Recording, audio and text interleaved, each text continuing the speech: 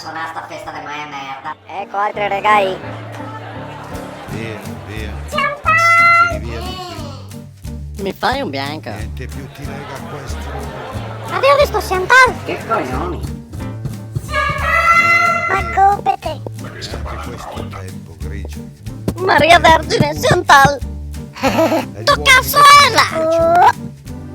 Ma compete. Chantal! Chantal! Dai, sorriso. Ti tacco su Facebook. Fuori la teta. Ma in cui dietto scialetto. Cerchina dappertutto che ho speso 120 euro di mie foglie che a vacca, che con la gente che mi tocca mandarla via e quando ave casa che stacco le gambe, che a roia vacca. Addio Catà, che adesso pare in Cassanero. Io di Chantal.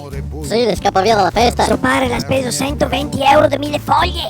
Via, via. Tesoro, su. Sì, le so. Un bastardo con due se le fa. Spettacolo d'arte. Andiamo Chantal che c'ho il nervoso bracaiuolo. Di te.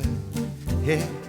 It's wonderful. Dite che il fiacco sta la calcetti. Sentiamo lui. Sta delle H2 se ne basà. Ma te verrei rento dalla porta.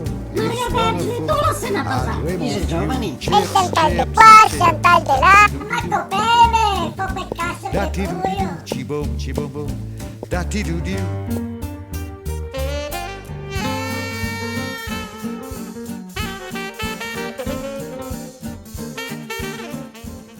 Ascolta, invece di fare le balette con quello che hai cattato nel naso, fai un giretto su www.sitobifido.it, puoi vedere dove faccio i spettacoli e magari contattarmi per una serata, ascoltare le repliche di Gol de Ponta, la trasmissione radiocomica della domenica mattina, scaricarti a gratis delle menadine per il cellulare, fare un giretto nel Bifido Corner Shop e comprare qualche gadget e se vuoi schissa mi piace sulla pagina del Beppe Bifido Fan Club. Ciao Veggio, mettete in bola!